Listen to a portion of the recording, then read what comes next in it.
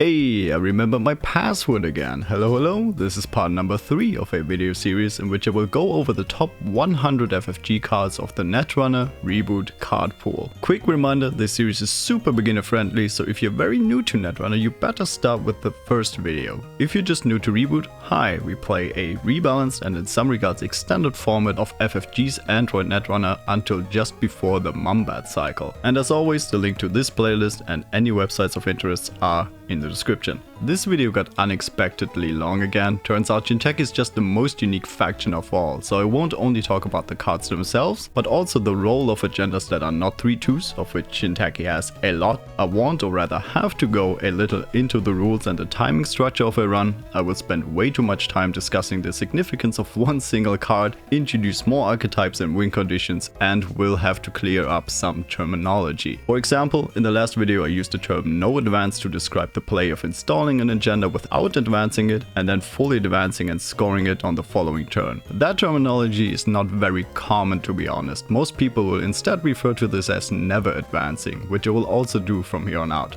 Although it's a stupid term, you're still advancing cards, right? Come on. Anyway, let's start the video with NBN, the largest news and media conglomerate. Nah, I'm just kidding. It just has occurred to me that I might have forgotten a card in the last video.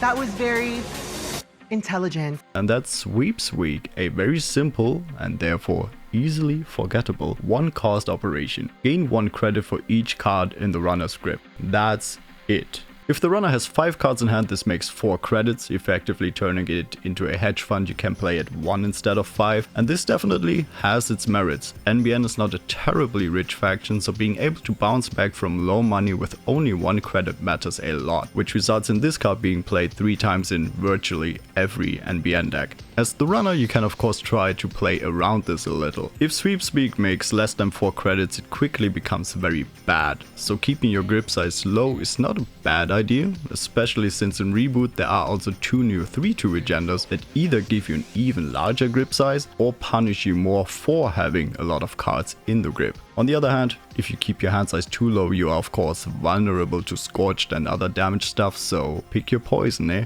Boring econ cards aside, we have more than enough of these in the next video. In today's episode we actually talk about Jinteki, a corporation that in the Android lore has emerged relatively recently on the global stage, as it made rapid developments in the fields of bio and cloning technology. Due to their scientific advances, they also own the technology to create human-like clones, tailor-made and optimized for specific tasks. For instance, the Tenma line is designed for piloting and delivery, while the Turtleback line is engineered for operations in outer space. Jinteki is keeping a very low profile considering their projects, which also shows in their methods of cybersecurity, where it is notoriously conservative about disclosing its defensive strategies. Available data, for example, suggests that the number of hacking attempts from unregistered entry points is comparable to that of other mega corporations. The number of returns back to the same entry points, however, is for unknown reasons considerably lower.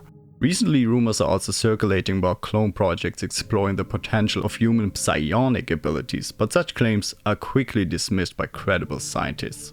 But in this case, the science is just not sciencing. Nisei MK II is a 4-2 agenda with the ability to place 1 agenda counter on Nisei MK II when you score it, and you may pay that counter in any paid ability window to end the run. Now, what again was a paid ability? I'm glad I asked. Paid abilities are represented in a card's text box by the format trigger cost: effect. We all know icebreakers, the credit to boost their strength and to break subroutines are both paid abilities. The cost of clone chips effect is to trash itself, that's also a paid ability. And in the case of Nisei MK II, it is paying the hosted agenda counter. The thing with paid abilities is that during a run, there are only specific time frames in which you are allowed to use them. These are what we call paid ability windows. This right here is a little simplified timing structure of a run. New players are very scared of this, but honestly, you never really have to learn this chart because most of the time the use case for cards like Nisei MK II is very simple. You let the runner pass all eyes, ask them if they really want to continue the run, and just before they get their sweet, luscious access, you can pull the plug on them them with the Nisei MK II counter in this paid ability window, which is nicely nested in between. This window also happens before the run is declared successful. That means the runner won't get any data sucker counter or dirty laundry money, nothing. That way MK II can also stop a lot of high impact run events like Singularity or Account Siphon. So there's a lot of utility to MK II's ability, but how it's used most of the time is to protect the next agenda you're about to score in the remote server, which could of course be another Nisei MK II. And this simple reason makes MK II the best 4-2 agenda in the game. Once you have the first one scored, scoring the remaining points becomes much easier and the runner will be fighting an uphill battle. That of course also makes MK II a very high priority score for the Corp, similar to an over-advanced project Atlas in Wayland. To increase the impact of MK II, it makes sense to play a lot of large, expensive to break ice, which is an archetype we call Glacier. If we would not play lots of taxing ice, the runner could just run the same server twice and then it wouldn't make much sense to play an agenda that's this hard to score. We talked extensively about 3-2 agendas in the last 2 videos, which are all great, cheap to score, fast advanceable and easy to score by never advancing them, for example. 4-2s are none of that. Corps only have 3 clicks in a turn, so they have to invest a click and a credit to pre-advance 4-2s at least once before they end their turn. We call this play in written form an IA. Install Advance. Sadly, an IA clearly telegraphs to the runner that this face down card is an advanceable card and therefore more likely an agenda that they can steal, and that's terrible for corporations. The runner has now a very high chance to find an agenda when they run there. They also remove the corp's ability to score these 2 points themselves, and they nullify the corp's investment of installing and advancing that agenda. That did cost 2 clicks and a credit, basically almost a whole turn that corpse would lose there, whereas the runner steals 2 points and comes closer to winning. 4-2s are categorically worse than 3-2s, so obviously they need a strong effect that really propels you forward like MK IIs to be considered worth playing at all. Now, 5-3 agendas are a complete mess. They have existed since the beginning of the game, and in my opinion no one has figured out yet how to make them not feel terrible for either player. Obviously the existence of 3-pointers lowers the threshold of agendas both players need to win, since they could now win with 3 agendas, for example 1 3-pointer and 2 2-pointers. Their main problem by default is however that they are much harder to score for the corp than they are to steal for the runner, because runners have the same chance to find them as they have to find any other agenda with less points printed on it. Scoring 5-3s takes 2 full turns, 1 click to install, 5 to advance. That means the corp has no opportunity to add any defenses like an ice or an upgrade or play a money operation. And that actually also makes them easier to steal from the remote for runners, which is even more terrible for corps because they have to IAA them, that's install advance, before they end their turn, so they will lose even more resources there. 5-3s also give runners free reign to do anything while and after scoring them, because the corp is just investing resources and cannot advance its board state. If you include 5-3s into your deck, you make the game easier for the runner. Alright, how do we fix this, or how was this fixed? You could of course also print a strong effect when scored on them, but that mostly doesn't matter since corps often want to score 5-3s last. They most likely have a functional scoring remote by then and are only vulnerable for 1 turn, since after they score it, they win and the game is over. A much better solution which fixed most problems is to let 5-3s have defensive effects, which only make them harder to steal. Our next card, the Future Perfect, is such a defensive 5-3 agenda. When the runner accesses the Future Perfect from a central server, you and the runner secretly spend 0, 1 or 2 credits. Reveal spent credits. If you and the runner spend a different number of credits, prevent the Future Perfect from being stolen. And this whole betting minigame can be found on many other Jinteki cards as well, and is what we call a Psy game. To people who are new to Netrunner, Psy games appear to be completely random, essentially a game of rock paper scissors that the corp wins in 2 out of 3 cases. What you have to consider though is that the money to play it is spent. It's not rock, paper, scissors, it's gambling. Therefore players are less willing to bet 1 credit, even less so 2 credits in a lot of situations. So you can think of it more as a game of rock, paper, scissors with an uneven distribution to pick any of these options. These here are just example values. What the actual probabilities are of course depends on the board state, how much money both players have, how important it is for each player to win the Psy game, and so on. And evaluating board states correctly is not easy, which is why Psy games are a skill. There's a lot of theory on them that I won't get into here, but I'll leave some articles in the description. They make some very sound arguments what to bet where and why, and even claim that they can push the default 33% chance to win up to 50%. Back to the card. A Psy game to steal 3 points is still pretty wild, considering that if the runner loses the Psy game and cannot steal the agenda, the corp can then score it for itself, turning this effect in the most extreme cases into a 6-point swing, in a game where you win at 7 points. Yeah. As you can see, making 5-3s defensive is also not a great solution. There have been points, for example, in Netrunner's history where people just filled their deck with defensive 5-3s and were able to include less agendas in their deck, which were then harder to find, but since they were defensive, also harder to steal for runners, which allowed corps to just completely ignore scoring agendas altogether and go for a kill combo instead. And that's just not the game that we want to play. We want this classic economic tug-of-war around scoring and stealing agendas where Netrunner's main mechanics excel at. The combo decks in Reboot are very few and far between. In Reboot, the 5-3 conundrum is solved by having a very small selection of defensive 5-3 agendas that are all limited to a single copy per deck. Not a super exciting solution, I get that, but let me tell you, it's a clean solution. 5-3s open such an awkward design space as they make the game swing wildly into any direction by pure chance of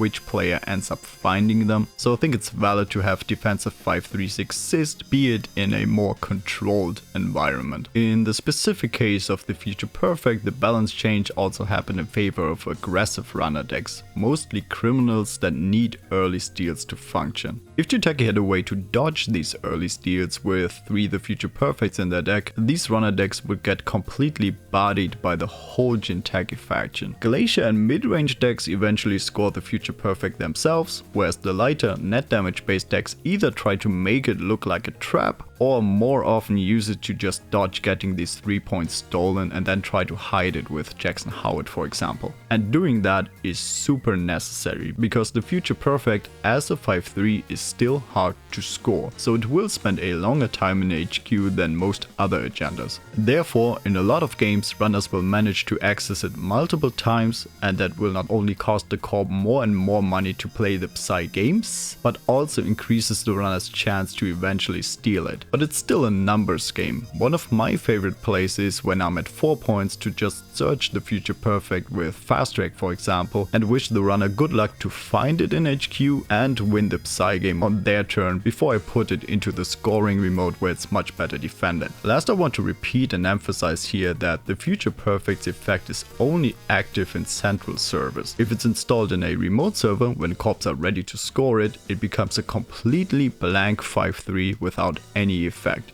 You do not play the Psy game.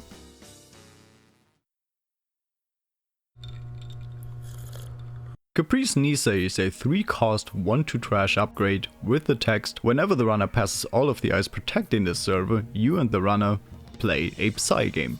If you and the runner spend a different number of credits, end the run. Caprice's effect is reminiscent of Nisei Mark II's. The runner passes all ice in the server and then might be confronted with a blue screen anyway. And for Caprice, you do not even need a hard to score 4-2 agenda like Mark II. You just install and res her. The effect applies instead a little more randomly with a Psy game. She only works on the server she's installed in, and she's unique. You can only have a single rest copy at any game state. Caprice is obviously a defensive upgrade, but whereas the others are mostly just tags in the runner, Caprice is the only one that ends the run, and that makes her almost a completely different animal. Since she not only stops agendas from being stolen, She also stops all successful run triggers from runner cards and protects all cards in the server from being trashed, including herself. And if you think that sounds great, buckle up, we are not done yet. A large part of Caprice's strength is related to the very unusual timing of her effect. Her effect is triggered when all ice is passed. There are no other meta-relevant cards with that timing. In the timing structure of the run, that effect would trigger somewhere here.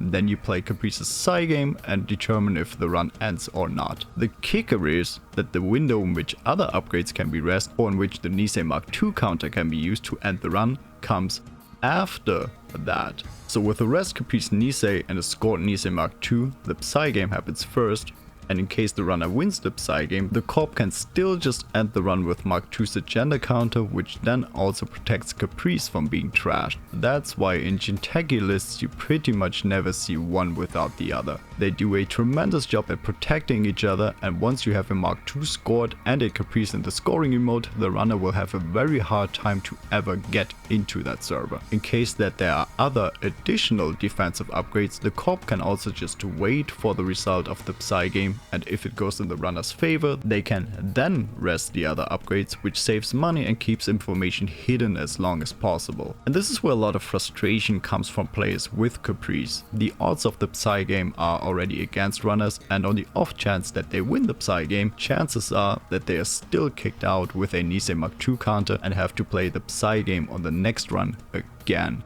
Netrunner is not an easy game, and people have to learn to play with and against Caprice. Let me give you a quick briefing here. The first idea I want to convey is that it often pays out to run a little more aggressively on centrals than usual. We will get into this later, but Caprice is the win condition of decks that play her. And guess what happens when you trash your opponent's win condition? Trashing a Caprice is therefore almost comparable to stealing an agenda, by which I mean that there are just more important targets that you can hit early, and her low trash cost of 1 helps a lot with that. Caprice is also a very expensive card to use, especially with the rebalanced rest cost of 3. It makes on average cost 4 credits to be used the first time. So going for an economic battle against the corp is generally speaking a good idea. That way corps won't be able to defend centrals and the installed Caprice with the cards she protects at the same time. That's because one of Caprice's issues is that there is no window to rest cards when her effect is triggered here. I didn't mention it before, the windows in which cards can be rest are represented by this blue flower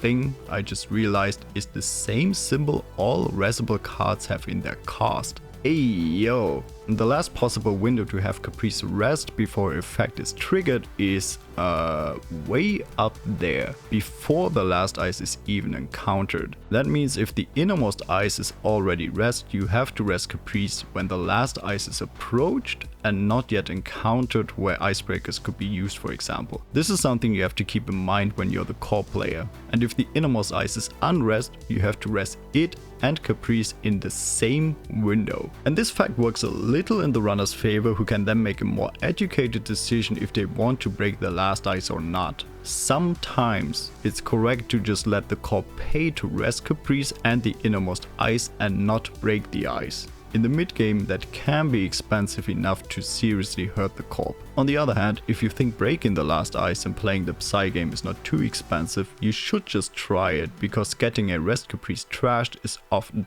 devastating for corps, since it is their win condition, which would cost a lot to get back and re-rest. Therefore runners should definitely at least pressure the remote that you expect her to be installed in to get her rest, even if you think that the innermost ice will not be worth breaking. Caprice also needs money for the Psy game to function at all, so forcing ice rests and removing the corp's money with cards like Account Siphon and Vamp might make it impossible for the corp to bet any other amount than 0 credits on the Psy game, which completely nullifies it. And of course, you also have other options. If the corp wants to pay humongous amounts of cash to turtle up with Caprice, Mark II, other upgrades and big eyes, there are still other servers which serendipitously have agendas in them. And this is basically everything you have to know about this card, so feel free to skip to the next chapter, but Caprice is so interesting design wise that I really want to go a little deeper here. Because let's direct our attention to the upper right corner. That's the number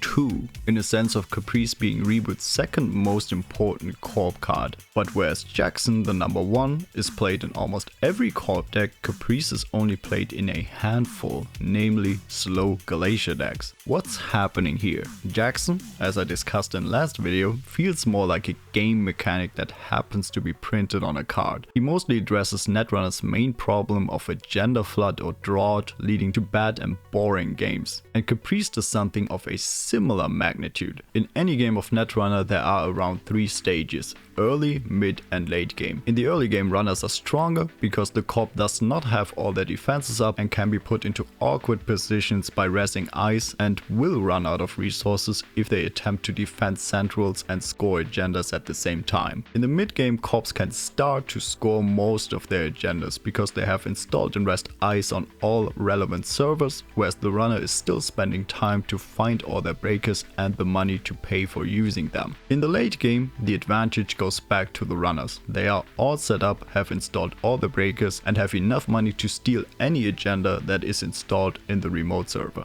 Especially slower runners can in the late game get into any server for very little money, so they just wait for a card to appear in the remote, which they then access without any problem. This is something we call remote camping or remote busting. Just to illustrate this honestly very deliberately chosen example server here, which is protected by some good ice that you will encounter against Jinteki Glacier, can be passed by a completely set up anarch like Valencia for 0 credits. In this example that will probably entail 3 to 5 net damage as well, which makes it in reality a bit less of an issue, but you get the idea. If they want to get in, it becomes very cheap towards the end game, and that is a central issue in the game design of Netrunner. How do corps score agendas in the late game? They don't.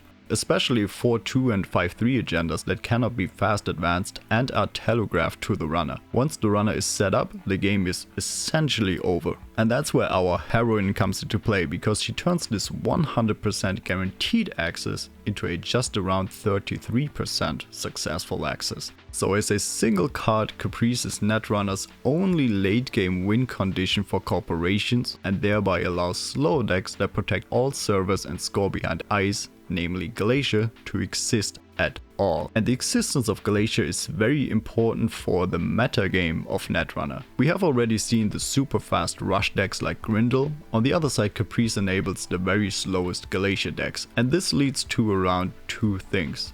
For once, it allows all corps between these 2 speeds to exist and have meta viable decks. On the other hand, Rush and Glacier are part of the strongest archetypes in Reboot, and this forces runners to diversify their toolkit. Against rush decks you want to run multiple breakers, tools to find them ASAP, and probably defend against Scorched Earth with cards like Plascrete. These help little against Glacier. Against Glacier you want some slow money that keeps you in the game long enough, a long-term solution for ice, maybe something to sweep HQ once in a while, and tools to fight the corp economically, which leave some holes in the defenses which you can then exploit. These cards help less against rush decks, and the fact that runners have to diversify makes them a little weaker across the board. If Caprice and therefore slower corp decks would not exist, runners could gear up specifically for the faster matchups, which would at the end of the day make runners too strong. The game would look very different without Caprice. You would basically have to redo the whole card pool. The game would become much faster, scoring agendas becomes very hard unless you play Rush. You would see and need more tempo positive burst economy that makes games, in my opinion, even more dependent on draw order and make the basic action card somewhat unattractive. But we like the basic action card.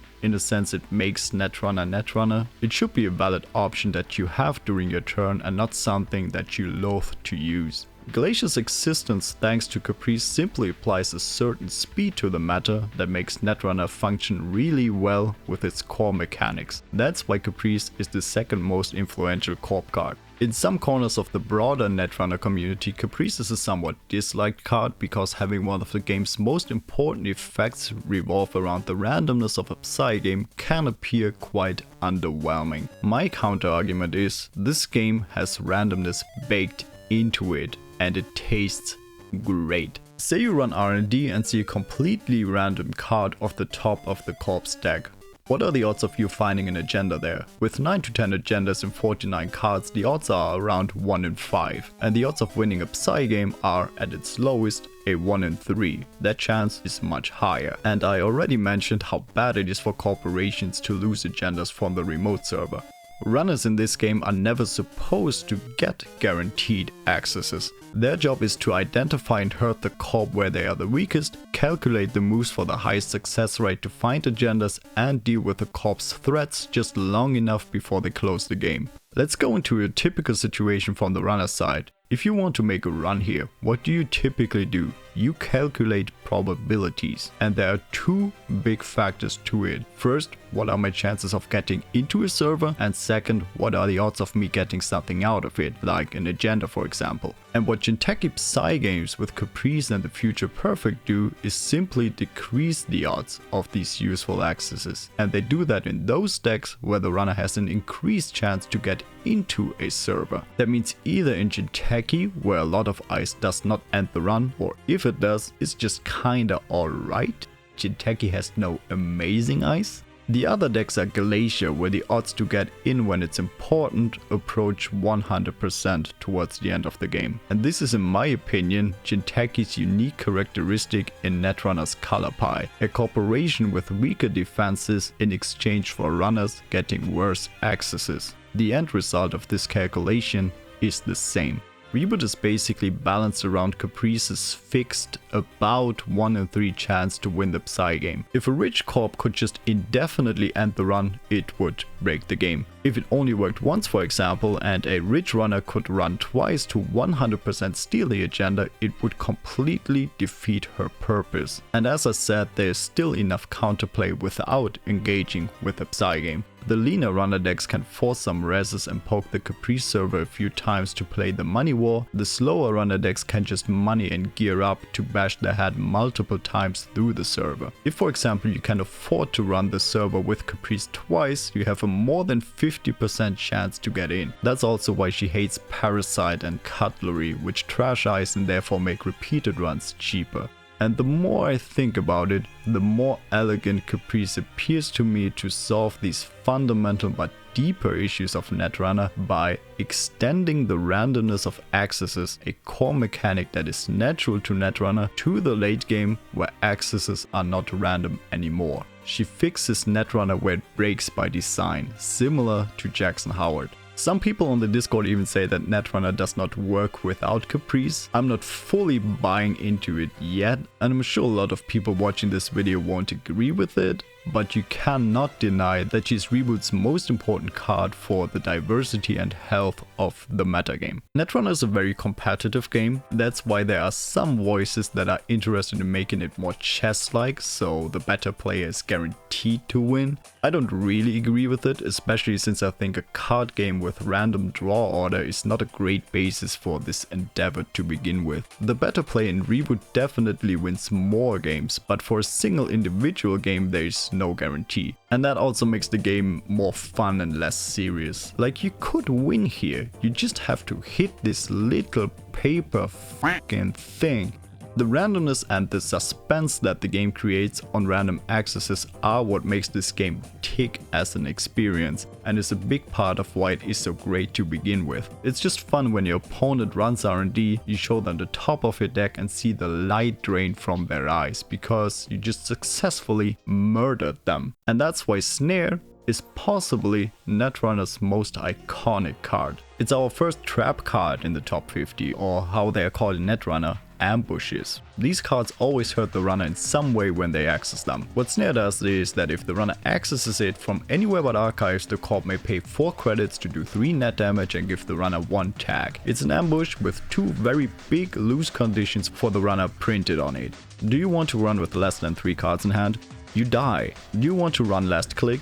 You also die.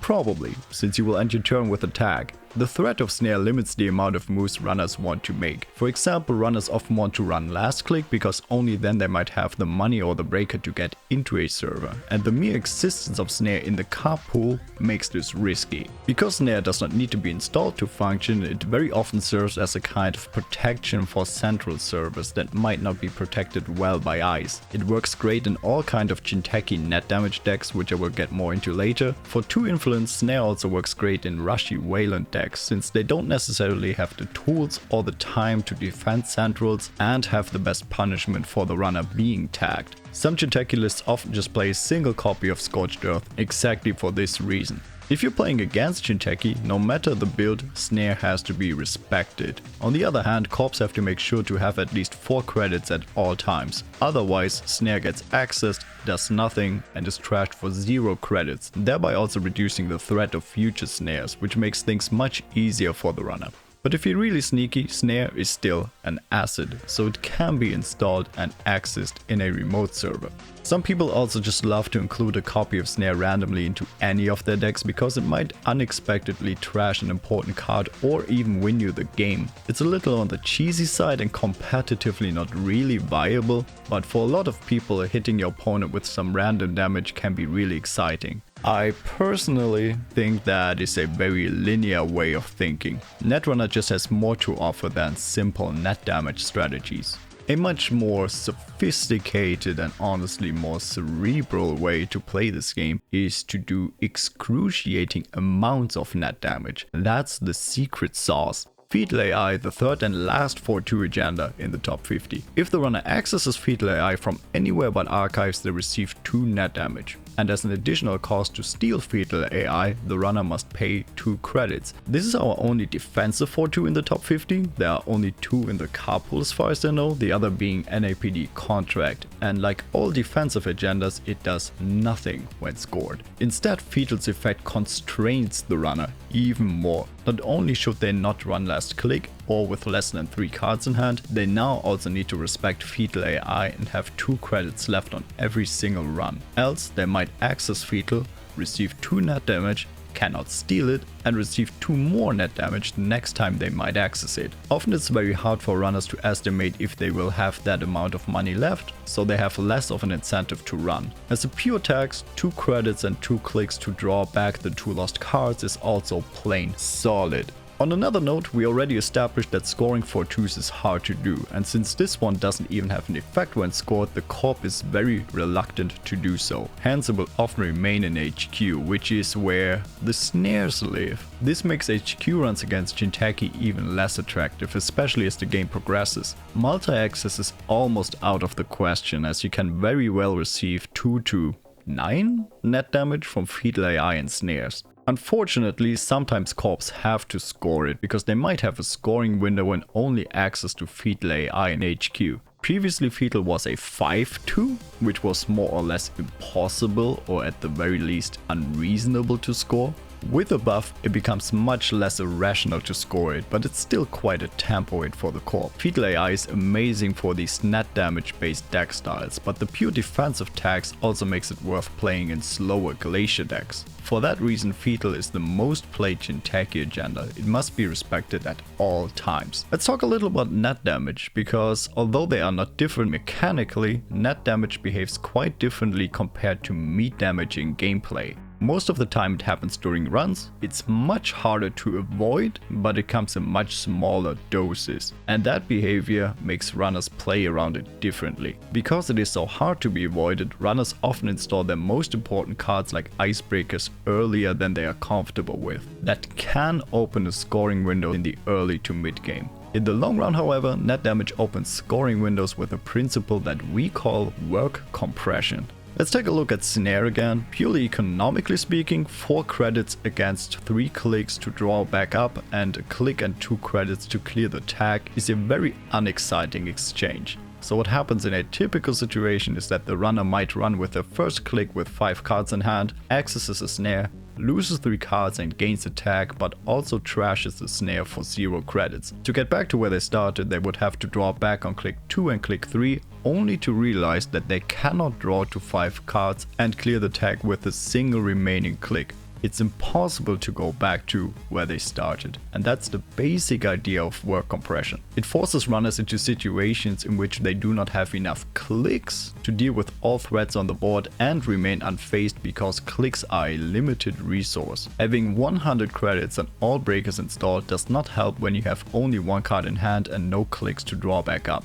Against net damage heavy decks, runners often do not start their turn with full hand size and have to draw before they run, but they also should not run last click or else they might get tagged from Snare or get sniped with 0 cards in hand by a neural EMP for example, which just does 1 damage but on the corp's demand. This often forces runners to make hard calls. They will, for the corp, hopefully have to make runs in which the chance to be flatlined and lose is not 0. And the more often these kind of runs happen, the more the likelihood increases that the corp will win that game. Or they become too scared of running and then corps can score out. And one of net damage strategy's greatest agendas to score is our only 3-1 agenda in the top 50, House of Knives. And yes, Jinteki has the best 5-3, 4-2 and 3-1 agendas in the game. That also explains why the faction behaves so differently. The text reads, place 3 agenda counters on House of Knives when you score it, and you can use these counters during a run in a paid ability window to do 1 net damage. Once House of Knives is scored, the runner has to expect at any time during a run to get 1 more net damage than usual, and that just puts more and more strain on them since they need to have 1 more card than usual in their hand when running, which becomes harder and harder to manage. Eventually, against net damage heavy decks, things can become so bad that the runner has to run with more than 5 cards, but if they are receiving no damage during that run, they have to discard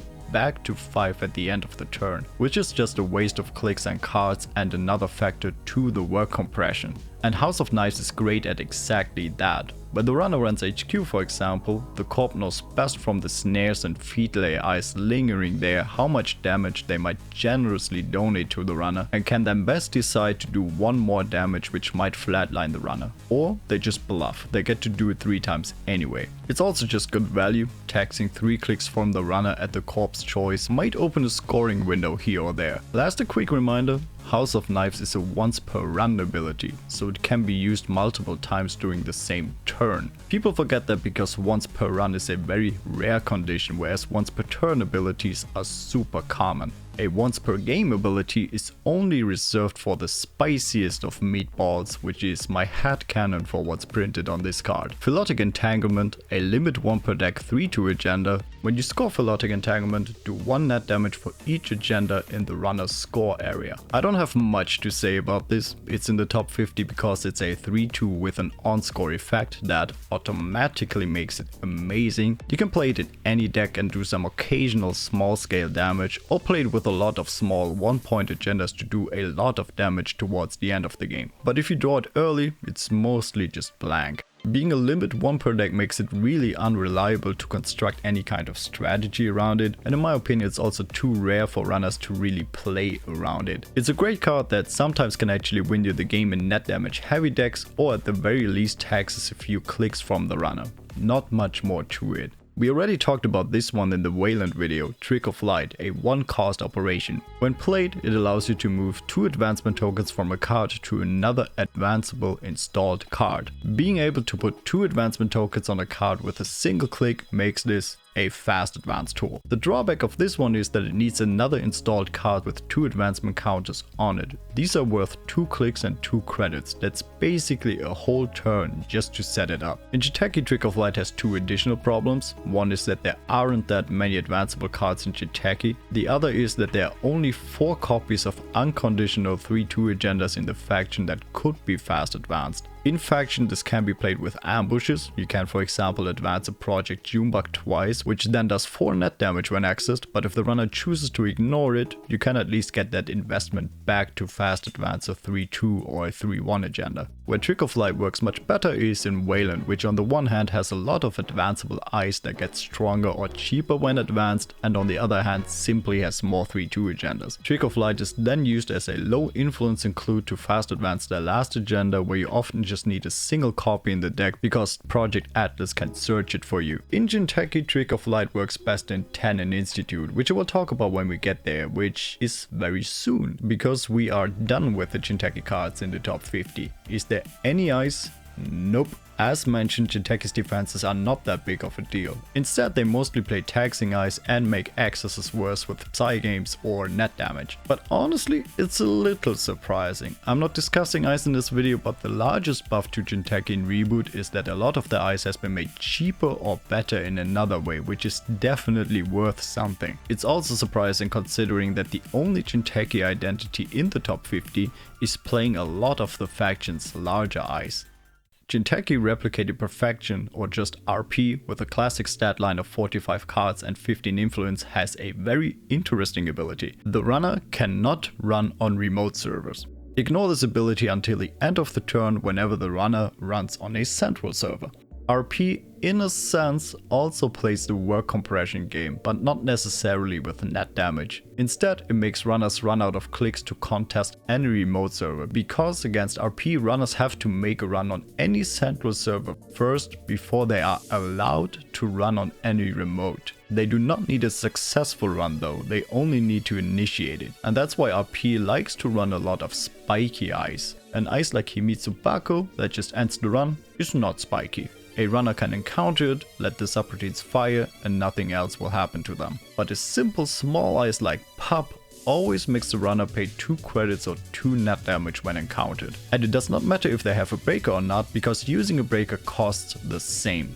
That's spiky ice, which in RP is then put on central servers where the runner is being heavily taxed by it before they can run any remote. This kind of remote protection that RP's ability provides is unique in that it allows you to play economy assets without being all too spammy. It also makes interacting with Jackson Howard harder for the runner, since they cannot trash him easily on any click, and also often cannot just check what the corp has put into archives because it's protected with spiky eyes like Crick. The scoring strategy in RP is most definitely playing Caprice Nisei and Nisei MK II. We're already making the runner pay a click and resources on centrals. If they are kicked out with any of the 2 Niseis, they should be scrounging for leftover clicks and money. RP plays a very interesting Glacius die with a lot of cards that are somewhat unique to it. Most of the money, for example, comes from the last Jinteki card in the top 50 that I have withheld until now. Sundew, a 2-cost asset that makes 2 credits whenever the runner does not spend their first click running the server it is installed in, which against RP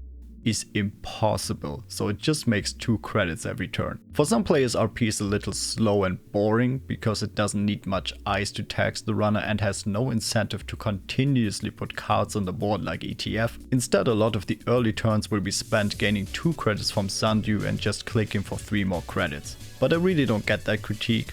I just recently did a speedrun clicking for 3 credits and I can do it in less than 2 seconds, which is not slow at all. The haters, as always, don't make any sense. Once the money is there, RP can go for that work compression lockout strategy with Caprice, Mark II and additional cards like, for example, Enhanced Login Protocol, a current that forces runners to lose a click when they run with a basic action card, or Ruhr Valley that needs runners to spend an additional click to be allowed to run the server it's installed in. Other interesting cards are, for example, Excalibur that prohibits the runner from making more runs on the same turn, which is great on centrals in RP, or you can just make use of some friendly low influence Bioroid neighbors from HB. We talk more about Bioroids in the next videos. These are eyes that are generally a bit stronger for their cost but can be broken with clicks instead of icebreakers. But since RP makes runners run out of clicks anyway, that drawback suddenly is not that much of an issue anymore.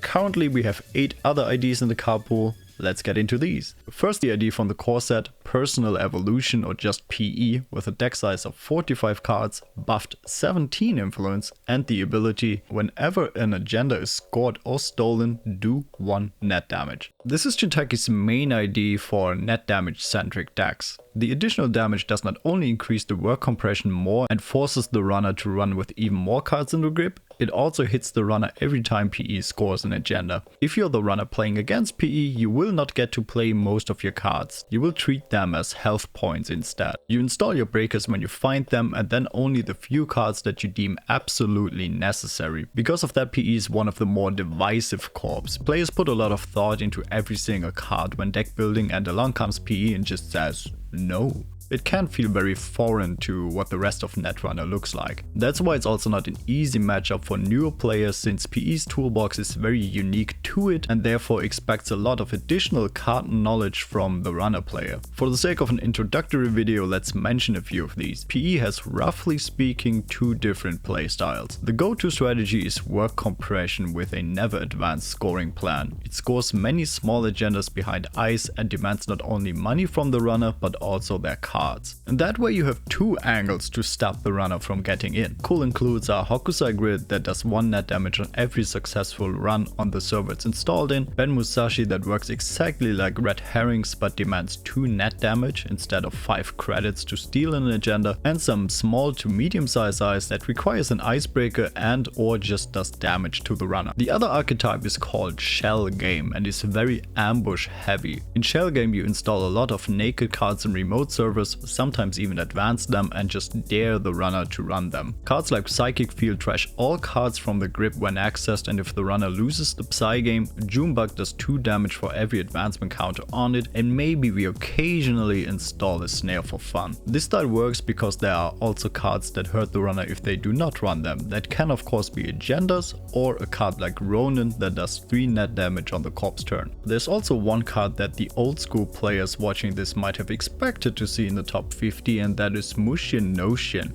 another super divisive card that allowed you to install and advance a card 3 times for just 2 clicks and 0 credits in a new server. I already talked about how randomness is natural to Netrunner, and guessing correctly is at least conceptually not different from being lucky on a random access, but Mushin kinda combines all the worst aspects of it. The advanced card could majorly decide the outcome of the game, as it's able to do up to 6 net damage or score the corp up to 3 points. That could make Mushin feel very much like a game deciding coin flip that is largely disconnected from all other decisions during that game. It also did cost 0 credits, so you were literally always able to do it, and if you were about to lose in any Jinteki deck, you could just subject the runner to the Mushin coin flip and artificially increase your win chance back to 50%. And frankly, that should not be possible. We like PE, it has been buffed to 17 influence, we do not really like Mushin. The whole Jinteki faction reboot is doing much better, so we're also not in need anymore for an effect like this. Mushin Reboot costs 3 now, but if you're still interested in it, come a little bit closer.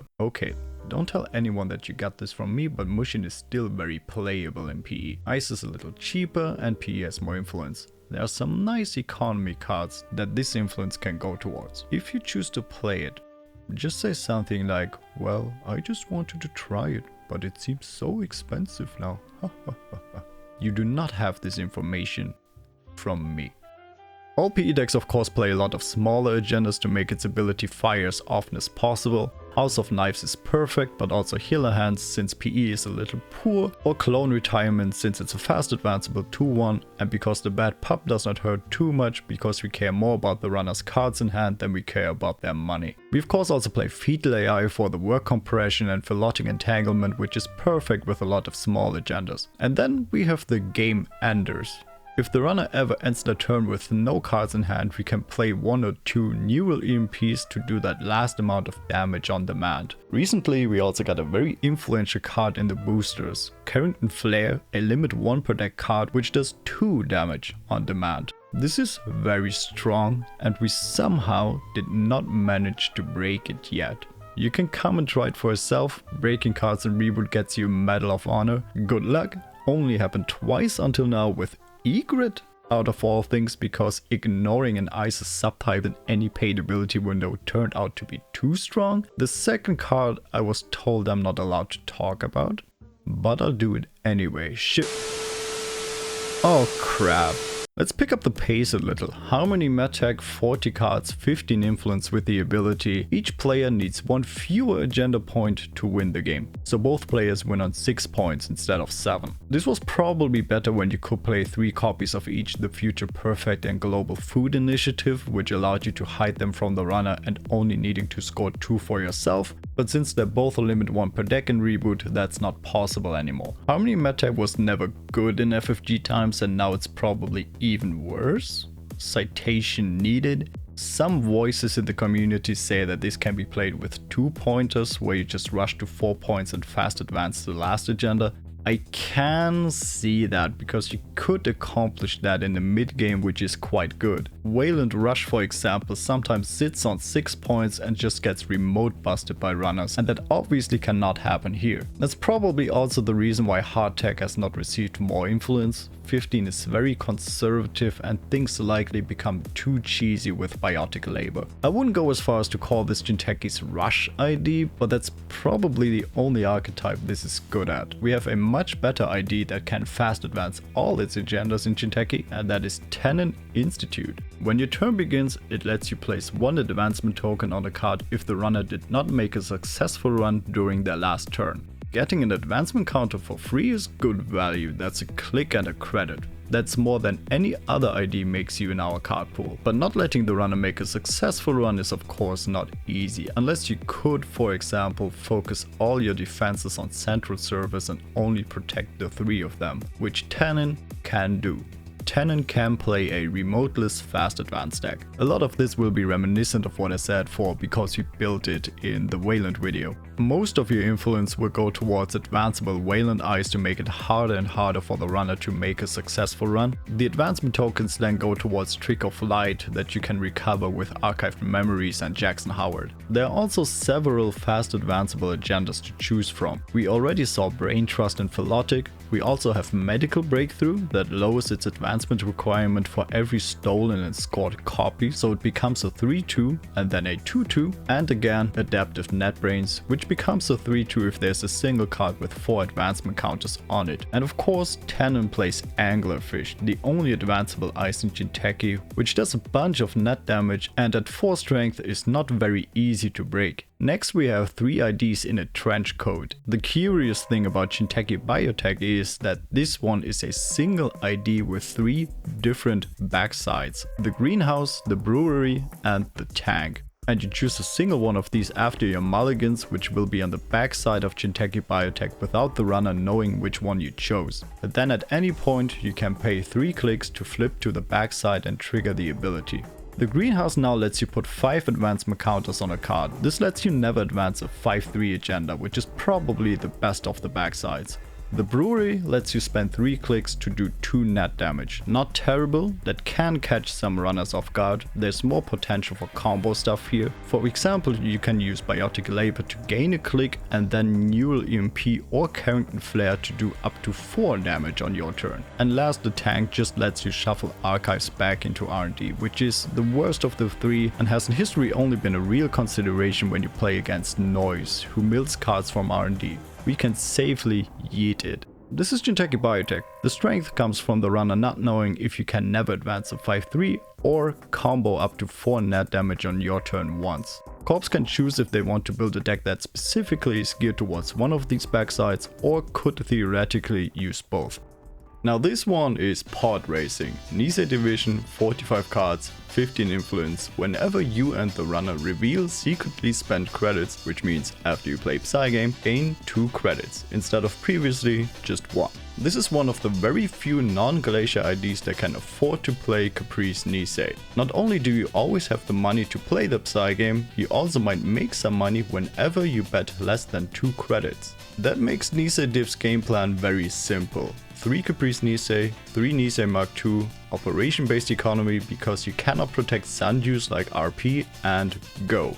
It's a little more on the rushy spectrum. All Nisei Division decks also play Snowflake, a super cheap and strong barrier with the Psygame to end the run, which in Nisei Div might also make you at the very least money when the sub fires. It does not look like much, but this is one of the best Jinteki IDs in Reboot and also has an easy to play pre-constructed deck. If you want to play the Caprice Mark II combo stuff, I would advise you to start with that one. Other Psygame effects are more on the net damage side of things with Psychic Field and the buffed Mamba and Cerebral Cast. And then there is Marcus Betty, a card which lets you fire and ice a subroutine when you win a Psygame. Betty has often been used in combination with program trashing subroutines to trash the runner's breakers and lock them out, which is a deck archetype that we call Rig Shooter.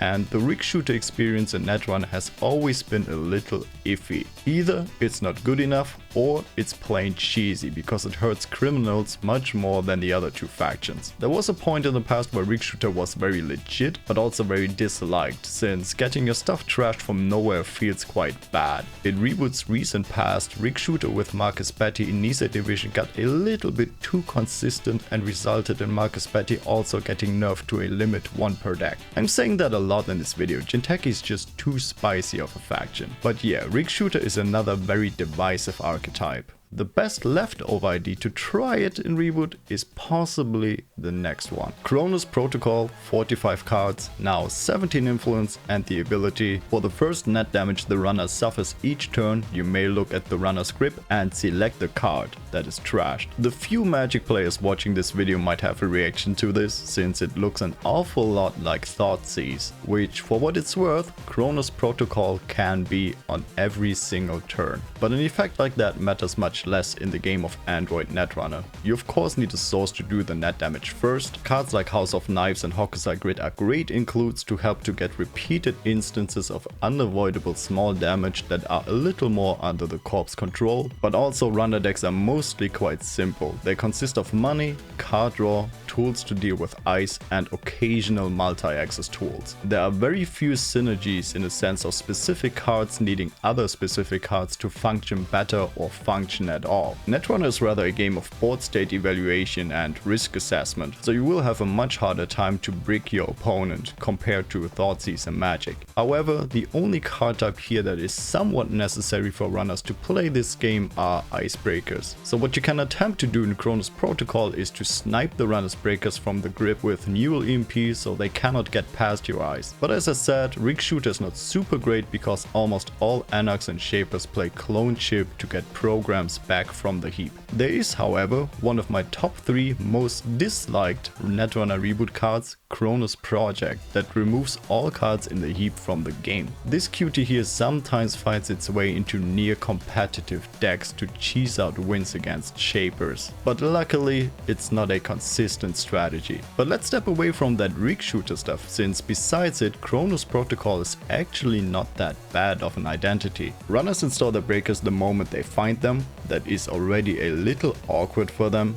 Given that Chronos Protocol gives you full information about the runner's hand, also makes your turns better and might make you aware of a scoring window. And you get to consistently trash the runner's most valuable card in any given board state. Identifying what that card is takes of course knowledge and skill again, which is why Chronos Protocol is one of the harder IDs to play. Damage that is not intended to flatline or put work compression on the runner like Chronos does is what we sometimes call value damage, which means just taxing a click from the runner and hoping to snipe an important card. And Chronos Protocol is the king of value damage. It's a very unique playstyle. Not so unique is our next identity, Industrial Genomics, IG in short. 45 cards, 15 influence, and the trash cost of each card is increased by 1 for each face down card in archives. This is Jinteki's asset spam ID, but instead of tempo like NEH or taxes like Gagarin, IG just wants to make its assets really hard to trash. To accomplish that, it has to protect archives though to keep the cards there face down. That can be done with any ice or more dedicated cards like Crick, a very hard to break code gate that lets you reinstall a trashed card of your choice, or sharks that do damage every time they are accessed even when they're in archives. Snare or Fetal AI, for example, do nothing when accessed in archives. To get cards face down into archives, there aren't too many options in the card pool besides Jackson. DBS, for example, doesn't draw you more,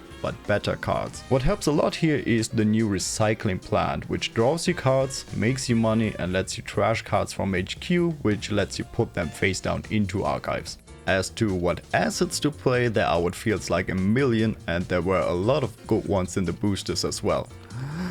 Turtlebags and Pet Campaign make you money. Snare and Ronin becoming hard to trash makes them even more annoying. Commercial Bankers Group becoming hard to trash is definitely great. Thistle does not damage when trashed but reinstalls itself. Team Sponsorship lets you install other cards when an agenda is scored. Long-term investment probably needs some Omega Mind player who can see 3 turns into the future. Political dealings lets you fast advance agendas, hostile infrastructure does damage when cards are trashed, you can definitely try to play Sundew, upgrades do damage on successful runs, and the new Project Genesis lets you decide what card it becomes based on matchups and on and on and on. And there are more? Let's stop here. IG was a very disliked ID in FFG times, mostly because of bioethics, which we do not have.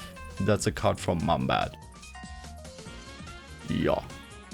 How does IG score agendas? When the money works, you can try Caprice. If it doesn't, you most of the time go for upgrade pile and work compression strategies. Never Advance would work great in IG with the acid spammy character, but has the same problem as Fast Advance in Jinteki. It works great with 3-2s, of which Jinteki sadly has the fewest. Which is where our last card for this video comes in. Gandiva Therapeutics, 50 cards, 17 influence and quite the word salad as an ability. The advancement requirement of non-initiative 2-point agendas is reduced by 1. You cannot score 2-point agendas the turn they are installed, and all 2-point agendas gain limit 2 per deck. What this means is that all 4 2s but Nisei MK II, which is the only initiative, become 3 2s, and the few 3 2s even become 2 2s, but you cannot fast advance any of these. This is Jinteki's new never advance identity, which was never really a possible strategy in Jinteki before. You draw a bit more and try to install something every turn in the remote server to make the runner continuously guess what you just installed, or make them check, preferably behind some taxing ice. Gandiva plays probably the most cards from the boosters. We have 2 4-2s with on-score effects that I only ever try to play in this, cause otherwise I would rather just play Nisei MK II and Fetal AI. The Jinteki upgrades all do damage, so it's maybe probably good to lean into that. Mastiff is super taxing, makes repeated runs on the remote very hard. Thicket is very expensive to break with breakers, but can be broken by trashing cards from the grip, which are then missing when being subjected to net damage. The Sisters let you bounce back the agenda to the top of R&D when it's about to be accessed, but keeps the runner guessing if you actually bounced back an agenda or something else. Psychokinesis lets you install the best card from the top 5 of your deck, making it easier to continuously jam agendas. And last but not least, Kaede Ueno serves as bait, where it does damage when it's accessed, whereas if the runner does not run it, makes you a credit, so you do not lose any tempo on the bluff. I like Gandiva a lot. I'm a certified never advance enjoyer. I mostly play Wayland and NBN, and it's cool that I get to have a completely new faction with a different card pool where I can play it.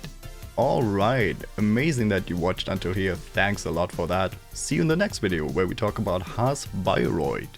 Bye! Greetings, intruder. When one video ends, just open up another. It's called binge viewing. Go ahead. We support you.